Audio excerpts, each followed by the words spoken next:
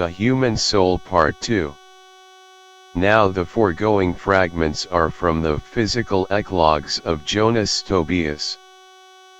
But who was he that we need be interested in his writings? Well, let's look at him, because he quotes Hermes like he understood his writings. I quote from Wikipedia, which says, his anthology is a very valuable collection of extracts from earlier Greek writers, which he collected and arranged, in the order of subjects, as a repertory of valuable and instructive sayings.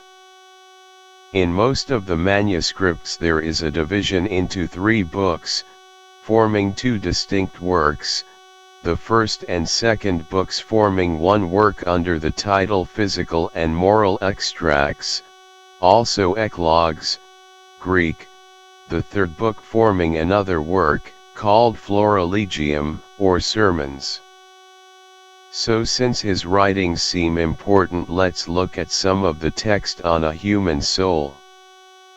He writes, Tat. What do you mean, Father? Hermes. Consider, son, the soul of a child, when as yet it has received no dissolution of its body, which is not yet grown, but is very small, how then if it look upon itself, it sees itself beautiful, as not having been yet spotted with the passions of the body, but as it were depending yet upon the soul of the world. But when the body is grown and distracted, the soul it engenders forgetfulness, and partakes no more of the fair and the good, and forgetfulness is evilness. The like also happens to them that go out of the body, for when the soul runs back into itself, the spirit is contracted into the blood and the soul into the spirit, but the mind being made pure, and free from these clothings, and being divine by nature, taking a fiery body ranges abroad in every place, leaving the soul to judgment, and to the punishment it has deserved. Tat. Why do you say so, O Father, that the mind is separated from the soul, and the soul from the spirit? When even now you said the soul was the clothing or apparel of the mind, and the body of the soul. The answer from Thoth, the disposition of these clothings or covers, is done in an earthly body, for it is impossible, that the mind should establish or rest itself, naked, and of itself, in an earthly body, neither is the earthly body able to bear such immortality, and therefore that it might suffer so great virtue the mind compacted as it were, and took to itself the passable body of the soul, as a covering or clothing. And the soul being also in some sort divine, uses the spirit as her minister and servant, and the spirit governs the living thing. When therefore the mind is separated, and departs from the earthly body, presently it puts on its fiery coat, which it could not do having to dwell in an earthly body. But the mind being the most sharp or swift of all the divine cogitations, and more swift than all the elements, has the fire for its body. For the mind which is the workman of all uses the fire as his instrument in his workmanship, and he that is the workman of all, uses it to the making of all things, as it is used by man, to the making of earthly things only, for the mind that is upon earth, void, or naked of fire, cannot do the business of men, nor that which is otherwise the affairs of God. But the soul of man, and yet not everyone, but that which is pious and religious, is angelical and divine. And such a soul, after it is departed from the body, having striven the strife of piety, becomes either mind or God. And the strife of piety is to know God, and to injure no man, and this way it becomes mind.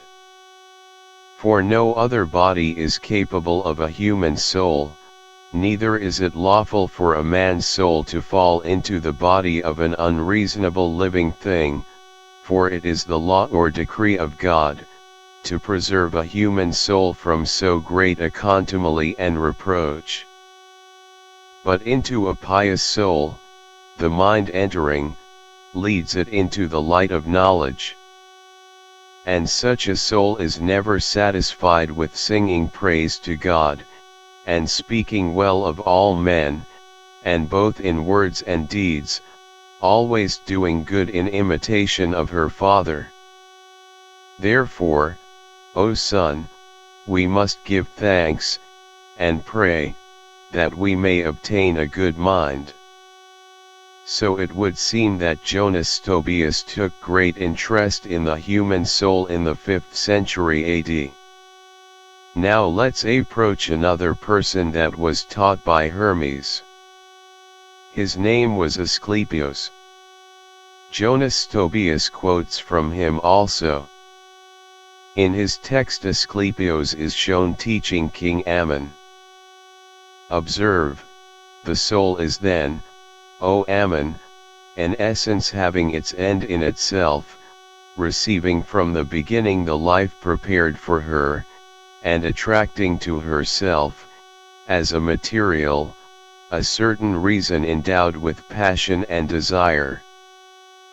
Passion is a matter, if it enters into accord with the intelligent part of the soul, it becomes courage, and does not yield to fear. Desire also is a matter, in association with the rational part of the soul, it becomes aspiration and yields not to voluptuousness. For reason, enlightens the blindness of desire. When the faculties of the soul are thus coordinated under the supremacy of reason, they produce justice. The government of the faculties of the soul belongs to the intellectual principle which subsists in itself in its provident reason, having for authority its own reason. It governs all, like a magistrate, its provident reason serves it as a counselor. The reason of this principle is the cognizance of the reasons which furnish the image of rationality to the irrational, an image relatively obscure when compared with reason, but rational when compared to the irrational, as an echo compared to a voice, or the light of the moon compared to that of the sun. Passion and desire are ordained according to a certain reason, they mutually attract each other, and establish between them a circulatory current of thought. Every soul is immortal, and always in movement. For we have seen that movements proceed either from energies or from bodies. We have seen, also, that the soul, being incorporeal, proceeds not from any matter, but from an essence incorporeal itself. Everything that is born is necessarily produced by some other thing. Two movements necessarily accompany everything, the generation of which involves decay, that of the soul which moves it, and that of the body which augments, diminishes, and decomposes it, in decomposing itself. It is thus that I define the movement of perishable bodies. But the soul is perpetually in motion, and without cessation she moves and produces movement. Thus every soul is immortal and always in motion, moved by her own activity. There are three species in souls: divine, human, and irrational. The divine soul abides in a divine form, it is therein that she has her energy, therein she moves and acts. When this soul separates herself from mortal creatures, she forsakes her irrational parts and enters into the divine form, and, as she is always in motion, she is borne along in the universal movement. The human soul has also something divine, but she is bound to irrational elements, desire and passion. These elements are undying, because they are energies, but they are energies of mortal bodies, therefore they are removed from the divine part of the soul, which inhabits the divine form. When this divine part enters into a mortal body and meets there these irrational elements, she becomes, by means of their presence, a human soul. The soul of animals is composed of passion and desire, therefore the animals are called brutes, because their soul is deprived of reason.